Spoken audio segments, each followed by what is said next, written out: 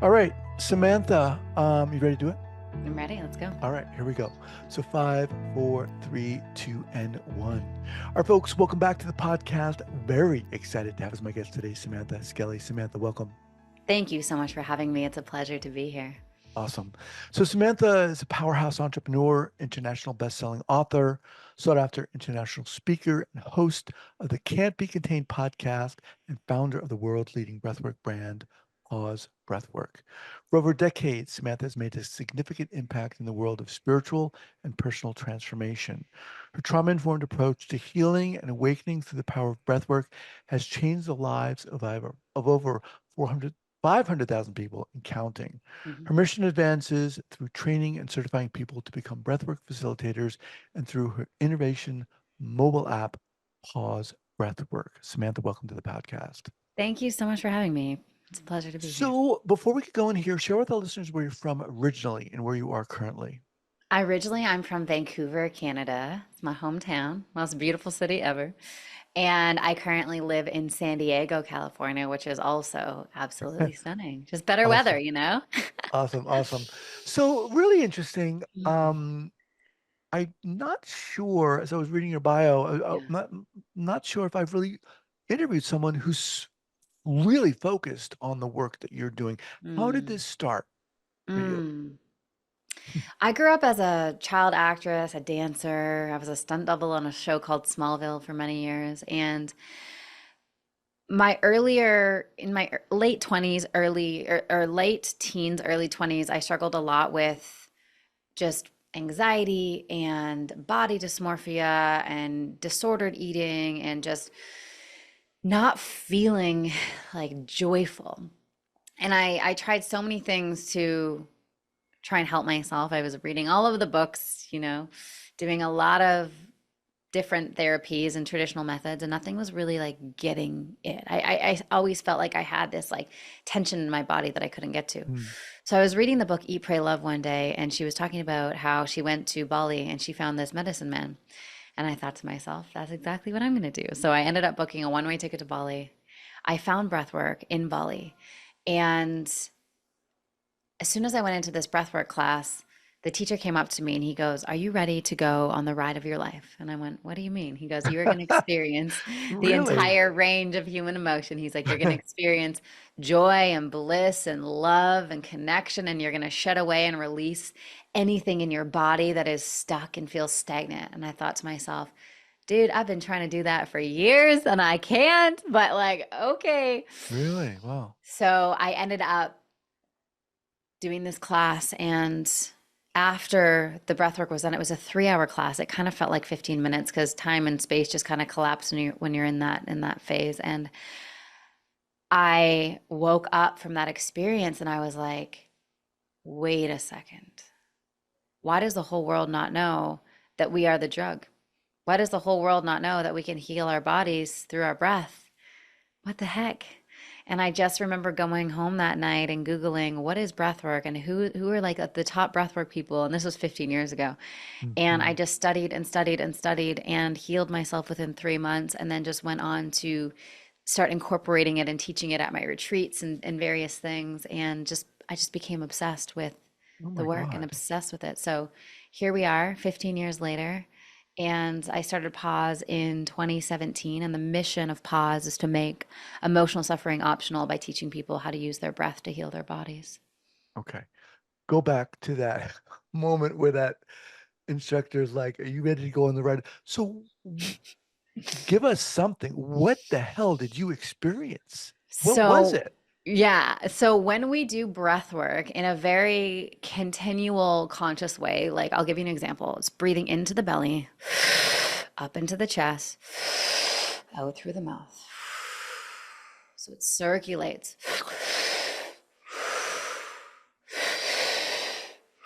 When we do that, what we're doing in that act is we are mitigating the response of the survival strategies.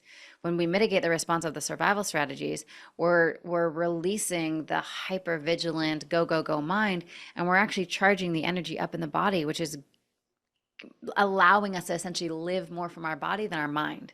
And when we live from our body, when we live from our hearts, when we live from this powerful energy, we shift the perspective of life, right? And so whether it's a minute of breath work, whether it's 3 hours of breath work, it's going to have an impact on the way you view life. Because if Mm, we are not breathing and our breath patterns are irregular and they're shallow and we're holding our breath and then we're like panting or whatever it is, if we're doing that, then our breath, like, we're not giving ourselves an opportunity to really breathe in the quality that is available to us. So every single emotion has a corresponding breath pattern, right? There's a breath pattern for relaxation, mm, mhm, just like there's a mhm. breath pattern for anxiety, right? Right. Right. So if we can, rather than having our emotion dictate our breath, Mhm. we dictate our breath, which then dictates the emotion. I love it. I can feel it. I mean, it's just so funny. I said to my friend the other night, yesterday actually, I said, I just want to be in a place where I can relax and Mm. feel relaxed and exactly have that feeling of exhalation and know that everything's okay. And definitely I'm not there. And I Hmm. think a lot of people Hmm. wish they could be there, wish they could have that control. That's amazing. You know what it is, dude? It's safety. When the nervous system feels safe, then everything says, okay, we can relax. We don't have to Mhm, be hypervigilant. mhm, The email that we get, the thing that goes wrong, it doesn't have an impact on our sense of safety. But when we don't have that internal sense of safety, we're looking for safety in our external world. So we're going to be like, okay, as long as everything on the outside is mhm, copacetic and smooth and fine, and our bank is fine, bank balance is fine, and our clients are fine, and this is fine, then I'll be fine. And that's a very dangerous place to be, because we live in an uncertain world. Like right now in my world, I can tell you 100 things that are going amazing, and I can tell you 100 things that suck. And that's just the way it is all the time, right? No right, matter right, what. right. And so if my safety is reliant and dependent on my world, on this human experience, it's going to feel like a crazy wild ride.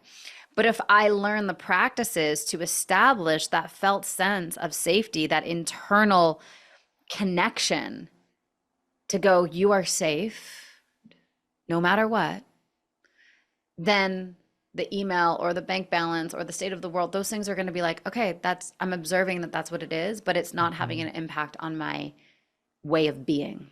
mhm. So you had that seminal, amazing experience in Bali. H- How did it impact you moving forward? Did you, and you talked Mm, about, okay, I got to find out mm, more, but in mm. terms of what were you saying to yourself when you walked out of there? How was this different for you? Great question. Well, I think the first thing is I was really able to feel my intuition. I was really able to feel the visceral yes in my body and the visceral no. Mm, I knew exactly how to clear away fear within 3 minutes or less so it didn't spin and gain momentum and get all crazy. Because, like, once fear gets a hold of us, we create this feedback loop where we feel the energy of fear in the body, and then the mind gets a hold of it. And then it activates more energy in the body, and then the mind gets a hold of it again. And it just creates this momentum in the wrong direction, which puts us in a state of depression, severe anxiety, mhm, doomsday, all the kind of thing, right? mhm, Whereas if we feel the initial onset of fear and we're just with it and we feel it fully, right? It takes 90 seconds for an emotion to shift when we feel it. But if we fight it, if we resist it, if we ignore mm, it, if we suppress it, then it's going to kick on the energy of the mind and create that negative feedback loop. So we can put that in the opposite direction where we go, okay, I feel the fear. Let me sit with it for 90 seconds. Let me breathe into it. Let me fully feel it. And then let me choose how I actually want to feel: mhm. peace, joy. bliss, whatever that is. And the mind's amazing. We just need to babysit it, right? So if I'm like, okay, mind, I desire to feel joy. Show me the visuals, give me Mm. things to feel joyful about, right? So when I do that immediately, I can feel, oh, I'm telling my mind to feel joy, which has an impact on my body. Now I'm like, okay, mind, because you're intelligent, show me things that are joyful. Right. It'll show me, I had a sleepover with my niece the other day and it was just like so amazing to be with her. It'll show me surfing. I love surfing. It'll show me with my fiance last night when we were just winding down and in the sauna and just feeling so grateful that we have this like beautiful sauna that we get to use before bed. It'll show me, wow, the thousands of people that I've trained to become breathwork facilitators. That brings me so much joy, right? Seeing them out in the world doing their thing. Like my fridge full of nice food. You know what I mean? It's just like, okay, Sure. well, immediately I can hijack that with intentionality and I could take that fear, I could feel it for 90 seconds, shift it into another emotion and set myself on a completely different trajectory. But the problem is we forget that we're that powerful. So we're like, oh, I Hmm. feel fear. Okay, let me grab my phone and let me find 9,000 other things to feel fearful about. Oh my God, the state of the world. Oh my God, this and that. And like, yeah, are those real things? Yeah, they're real things. But they're also like, are you in immediate danger? No, you're not. So like energy is our most powerful thing that we have. And when we can learn to cultivate, create, transmit our energy, we realize that we're so much more in control than we think. We can't control anything outside of us. I can't control if a client sends me a shitty email or if someone hates on me on my YouTube video or, they're like, oh, that podcast with you and guys sucked. You guys suck. Okay. Well, like we can't control that. Right. Right. But I can absolutely control my state. I can absolutely control my state. Yeah. I hope that's helpful. That's amazing. So from that first class that you had to now, Yeah. was the process for you owning what you just said and honoring what you just said? Was that Mhm. did that come naturally for you? No, nothing comes naturally to me, I feel. I feel like I have to work very hard at being happy Hmm. until like it was harder before. So when I first started, I had to really show up for myself in big ways. I had to be so committed to my mental health. I had to be so diligent with my practices. Like even simple things like getting enough sleep, drinking enough water, eating enough food, like, right? But it's like I work hard to make my life easy. And I still Hmm. do that now. Like I work hard to make my life easy. Like I don't let myself slip into patterns that I know are going to drive me into states of anxiety. It's like life is hard, period. Choose your hard. Hmm. Okay. So I choose to do the hard thing up front to make the rest of my life easy. Lots of the world does the easy thing so that therefore their life is hard. It's all a choice. Everything's a choice. From what you're saying, it sounds like breath work, and I want to define that, but Yeah. breath work sounds like it's the foundation in a sense of what we do, of who we are. I believe that is the truth. I say to my clients a lot, the quality of your life comes down to the quality of your breath. Mm. If you're being intentional with this one thing that we've been given to regulate our nervous system and you're intentional about that, you're going to have a good time. But if you forget that you have that power,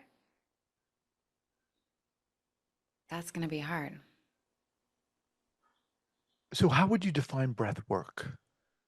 Continual conscious breathing, right? Conscious So, breathing. yeah, so it's like typically we're not conscious breathers, right? Right. We're just letting our breath and our body do the work. And again, our breath is going to latch onto our emotional patterns. Well, how many different emotions do we feel in a day? Our breath's going to be Hmm. all over the place. Well, if we're being aware of our breath,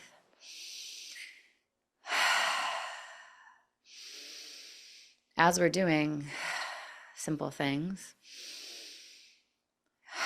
as we're driving, as we're watching TV, as we're on a plane, as we're walking through the airport, as if we're going for a walk, and we're just like, you know what, I'm gonna I'm going to spend time to really be aware of my breath patterns right now to shift my emotionality, we're going to experience life in a completely different way. And so breath work is essentially just being aware of breath. Mm-hmm. There's two types of breath work. There's breath work for relaxation, and then there's breath work for transformation. So breath work for Mm. relaxation is kind of what I just talked about. It's about being aware of your breath, being conscious of your breath when you are at your desk, when you're driving, when you're going for a walk, when you're doing the dishes, when you're putting the kids to bed, when you're grocery shopping. It's just being aware of your breath and intentionally shifting your breath patterns to create more relaxation. Breath work for transformation is when you are lying down, and it is for longer than 8 minutes. So it's continual conscious breathing for longer than 8 minutes. After 8 minutes, we in our brain we shift into a different uh, state of consciousness, where our identification with the reality world begins to fade a little bit, and our connection to our inner world begins to amplify. So that, oh yeah, go ahead. When you say transformation, what do you mean? Yeah, the breath then goes deeper, and we're able to clear a lot of trauma that's stuck in our bodies. So I don't know if your audience or you have seen like breathwork videos of people and they're shaking and they're Mm-hmm. screaming and they're moving. It's like that is energy that is leaving the body to be transmuted into something else. And that's transformation, right? So many of us are emotionally constipated. We're walking around with all of this energy, all of this trapped trauma in our body, and we don't know how to let it go. Yeah. Right? It's like we have trauma starts when we're in the womb, right? We have womb trauma, we've got birth trauma, we got lots of trauma until we're about 7. 7 is when we have a little bit more discernment to go, that's not true, right? There's a little bit more discernment there, but still it's like our brains aren't fully developed until we're like 25, you know? And so there's a lot of like stuck story, stuck energy, stuck identity, just stuckness in these bodies. And talking about it doesn't heal it. We have to Mm-hmm. use somatic practices like breath work to get it out. Wow. All right. So let's talk about what inspired you to create Pause. Mm. I was driving down the highway from LA to San Diego in 2017. And the company that I started before this one was called Hungry for Happiness. So we helped women who struggle with emotional eating and body image issues. I think you can guess why now based on my story. And I was just feeling a little dry talking about that all the time. And I was like, every time I taught breath work, every time I took it to a retreat, every time I taught, like people were like, whoa, this is amazing. Oh my God. And I just had this like very clear, I don't know if it was a download or a note from God or whatever, but it just was just like so clear as I was driving on that highway. You need to teach the world to breathe. It just was, that message was just clear as day, as if someone was sitting in my passenger seat. And I'm like, yeah, that sounds great. So, and then like the next thing was it's called pause breath work. It just clear as day. There was no like, it was just so clear, you know, when you get those messages and it's just clear as day. And so that was the moment that it started. And I just kept listening to the inspiration and listening to the hunches. And, you know, it's like, okay, we're going to start with doing a facilitator training. And then we're going to build this app. And then we're going to do international retreats, and then we're going to do big live events. And for the last 7, 8 years now, that's what we've been doing. And we've trained and certified thousands of people to become breathwork facilitators in a very trauma informed way. We have tens of thousands of people who use our app. It's just been a really beautiful journey. The the breath work, the transformative breath work, are we talking about, look, when you're laying down and you're doing that for 8 minutes, you're starting to what's Almost like happening? hallucinate a little bit. Okay. The reason why we're going into an altered state of consciousness is because our survival strategies are quieting down. And when our survival strategies quiet down, we don't have as much judgment. We don't have as much fear. We don't have as much, we call them at pause protectors. There's parts of us that protect us. You know, we have the judger who protects us. We have the pessimist who judges us. We have the victim who protects us. We have all these different parts of us. Those parts kind of dissolve a little bit as we're doing it, and we're able to get into our truth. Mm. Yeah. All right. Let me remind everyone I'm speaking with Samantha Skelly of Pause Breathwork, and that's at pausebreathwork.com. Yeah. So I want to talk about the facilitator trainings, but in addition to that, do you just offer breathwork trainings for people? Yeah, What do we those look have like? yeah, we have a lot of we do breathwork retreats where people can come and learn. We have our breathwork app so people can do it in the comfort of their own home. It's just Pause Breathwork on Android and iOS. We have breathwork courses that people can learn about breathwork. But the main thing that we do is we teach people to become breathwork facilitators. All right, let's talk about that. What is Yeah. that? When is that? Who's it for? Yeah. It is for anyone who is currently supporting people and want to take their clients deeper. And so we have uh, therapists, doctors, chiropractors, coaches, wellness coaches, nurses, teachers, like people who are in service of other people and they want to add a tool to their tool belt to get their clients better results and ultimately make their work more fulfilling. And Hmm. so we offer that. People can join that at any time. It's a 6-month program. It's completely trauma informed, it's completely accredited. And people go through not only their own personal development journey as they are learning it, but then they're also learning the tools, the frameworks, the strategies to be able to host these trauma informed breathwork sessions to get people really deep, profound, and beautiful transformations. So we I absolutely love running it. I get to train and mentor a lot of people in this work, and we've been doing it for 8 years now, Oh my and it's gosh. been, yeah, it's been amazing. What has changed for you personally? You talked about earlier Mm, on, mm, you would tried everything, going through a lot of different treatments, and when you found breath work, it just spoke to you in a sense. What has your arc been in terms of your mm, identity, your feeling about yourself, how you've quote unquote worked through healing and so forth? mm. Yeah, it's kind of like the classic archetype in a movie where you have the hero, you have the victim, you have the villain, and you have the guide, right? And I think for so much of my life, I lived it as the victim of like, oh, I feel like this, and the world sucks, and I can't get out of this, and no one can help Hmm. me. And then when I discovered breathwork, I realized that I could be the hero of my own story, Mm. and I can act when I feel anxious and I feel like the world's crumbling. That's a temporary state and I know exactly how to get myself out of it. It's just having the discipline to actually choose that for myself and having the self-love to get myself out of the position and release all the stories in my head of you don't have time, you can't do that. It's like, yes, we do. We always have time to do this. And then it's kind of shifting it from the hero to then the guide, being able to guide other people into their greatness. And I think those two things bring a lot of fulfillment and a lot of meaning to life is being the hero of your own story. And then once you really get that, then helping others, then guiding others to be the hero of their own stories. Damn, Samantha, you're doing it. I love it. It's so crazy. It's like, Mm, you know, I mean, I'm just so glad I got to meet you. I didn't know you, and it's like you're just mm. so friggin' inspiring. I love it. Oh, thanks, Really. dude. Yeah. Jesus. All right. So when's your next training coming up? How can people People, find out about people can that? literally start anytime. So for those people who Okay. feel called, pausebreathwork.com/facilitator is where you can apply for that training.